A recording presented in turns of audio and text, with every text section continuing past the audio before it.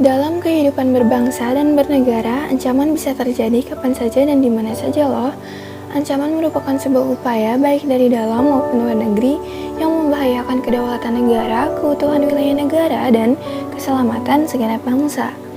Adapun beberapa ancaman terhadap negara dalam beberapa bidang kehidupan tersebut biasa disingkat dengan ancaman di bidang Ipolek Sosbud Hankam.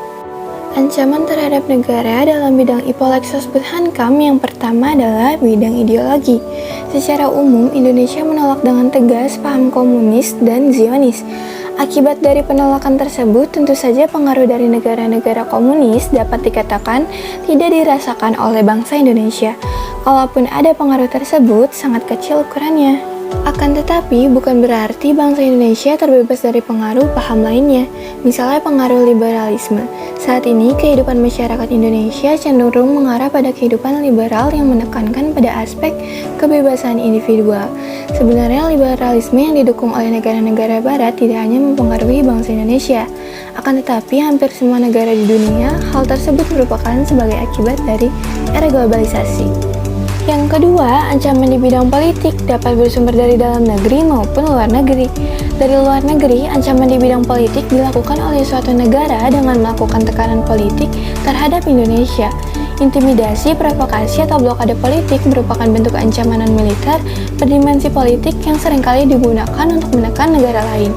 Sebagai contoh, ancaman berdimensi politik yang bersumber dari dalam negeri adalah penggunaan kekuatan berupa pengerahan massa untuk menumbangkan suatu pemerintah yang berkuasa, atau menggalang kekuatan politik untuk melemahkan kekuasaan pemerintah. Selain itu, ancaman separatisme merupakan bentuk lain dari ancaman politik yang timbul di dalam negeri. Yang ketiga, bidang ekonomi. Pengaruh globalisasi perekonomian merupakan suatu proses kegiatan ekonomi dan perdagangan di mana negara-negara di seluruh dunia menjadi satu kekuatan pasar yang semakin terintegrasi tanpa rintangan batas teritorial negara.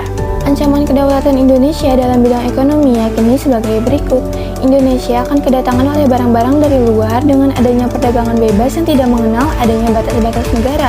Hal ini mengakibatkan semakin terdesaknya barang-barang lokal, terutama tradisional, karena kalah bersaing dengan barang-barang dari luar negeri. Yang keempat, bidang sosial budaya. Ancaman di bidang sosial budaya dapat dibedakan atas ancaman dari dalam dan dari luar. Ancaman dari dalam ditimbulkan oleh isu-isu kemiskinan, kebodohan, keterbelakangan, dan ketidakadilan. Isu tersebut menjadi titik pangkal timbulnya permasalahan seperti premanisme, separatisme, terorisme, kekerasan, dan bencana akibat perbuatan manusia. Adapun ancaman dari luar timbul sebagai akibat dari pengaruh negatif globalisasi yakini sebagai berikut. Munculnya gaya hidup konsumtif dari selalu mengonsumsi barang-barang dari luar negeri, munculnya sifat hedonisme yaitu kenikmatan pribadi dianggap sebagai suatu nilai hidup tertinggi. Adanya sikap individualisme yaitu sikap selalu mementingkan diri sendiri serta memandang orang lain itu tidak ada dan tidak bermakna. Dan yang terakhir, kelima, bidang pertahanan dan keamanan. Sering berjalannya waktu, proses penegakan pertahanan dan keamanan dalam negara Kesatuan Republik Indonesia tidak semudah yang dibayangkan atau semudah dalam pembicaraan bersifat teoritis semata. Masih adanya masalah teror dan konflik SARA yang terjadi pada suatu wilayah memiliki tujuan yang sama yaitu tidak ingin bangsa Indonesia hidup damai dan tentram. Oleh karena itu, lemahnya penerapan dan penegakan hukum dan keadilan harus terus ditingkatkan. Dengan demikian, kita harus mengantisipasi ancaman sedini mungkin di bidang pertahanan dan keamanan, baik secara militer maupun non-militer.